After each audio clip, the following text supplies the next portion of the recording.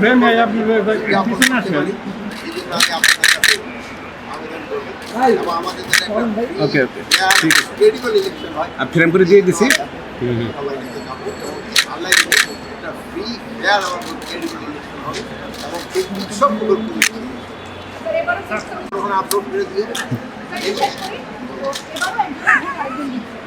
এইবারে শোনো, এবারে একজনের ভোট আরেকজনের দেওয়ার সম্ভাবনা খুবই কম। তারপরে আমি এটা খতিয়ে দেখবো। তুমি ধরো সাধারণত এই ধরনের প্রশ্ন করো, তবু আমি এটা খতিয়ে দেবো। তুমি 71 মিনিটের নাকি ইলেকশন তো আজকে